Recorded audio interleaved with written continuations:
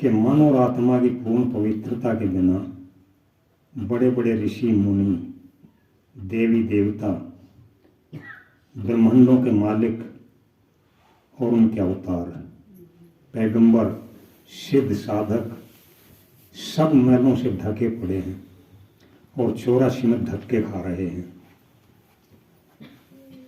कबीर साहब जी ने कितनी खूबसूरती से फरमाया है कि एक सच्चा सतगुरु या सच्चा राम ही निर्मल, पाक और साफ है, बाकी सब कुछ मैला है। कहा है मैला ब्रह्मा, मैला इंद्र, रवि मैला, मैला है चंद्र, मैला मलता ये संसार।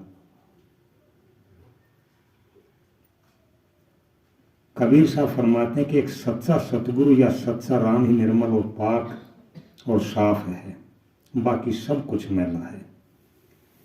क्या सृष्टि का कर्ता ब्रह्मा, स्वर्गपुरी का राजा इंद्र, सभी दिन और रात मोती, हीरे और जवाहरात, पवन, अग्नि और जल सब के सब मैलों से भरे पड़े हैं।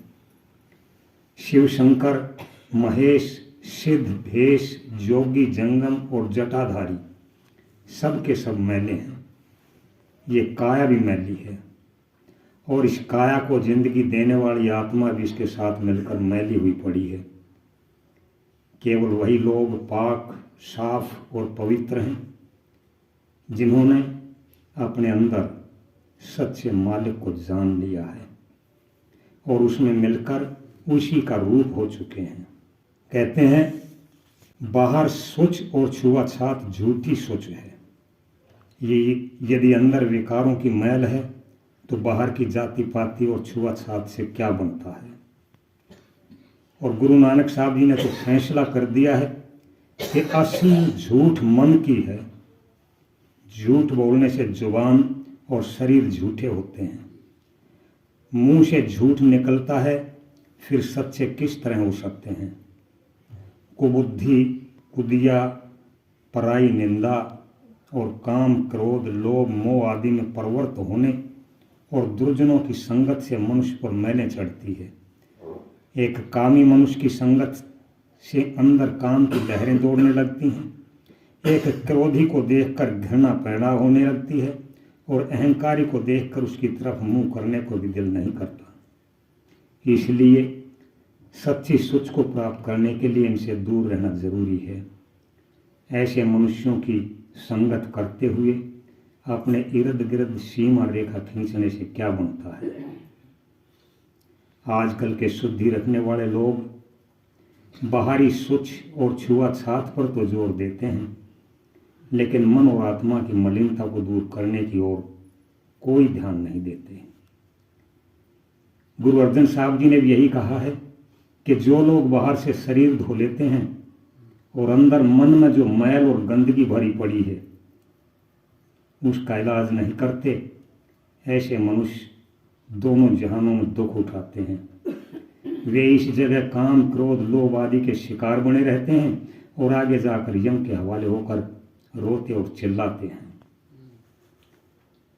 कबीर साहब जी ने कहा है कि यदि अंदर विकारों की जहर भरी पड़ी हो तो तीर्थों पर नहाने से वैकुंठ नहीं मिलता।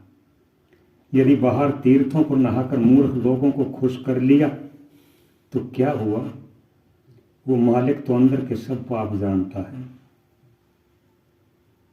देखिए पाप के विषय में एक कितना बढ़िया सार है।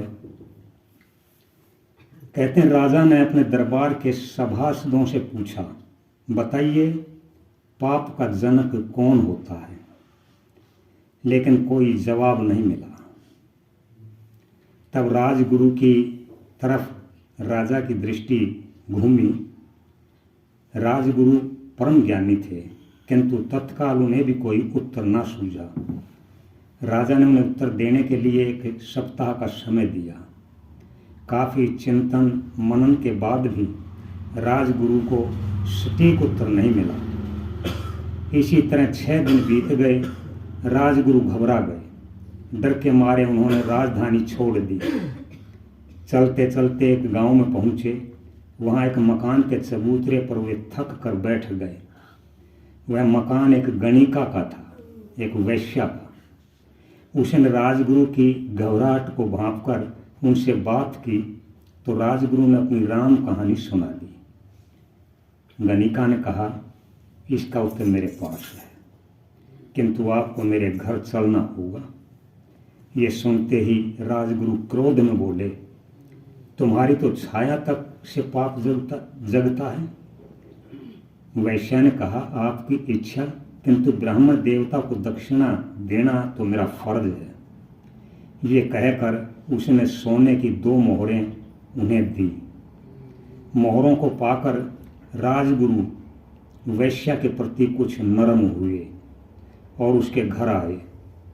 जब गणिका ने उन्हें पानी पिलाना चाहा तो उन्होंने ब्राह्मण होने का हवाला देकर उसके हाथ से जल पीने को निषिद्ध बताया। गणिका ने उन्हें 4 मोहरें और दी। फिर तो उन्होंने जल भी पिया और भोजन भी किया। तब वह बोली, अब तो आप समझ गए होंगे कि पाप का जनक क्या होता है। लोभ। राजगुरु निरुत्तर हो गए, किंतु राजा के प्रश्न का उत्तर उन्हें मिल चुका था। कथा का सार यही है कि कर्म और भाग्य से अधिक पाने का लालच सदैव पाप कर्म कराता है। धन धन सतगुरु।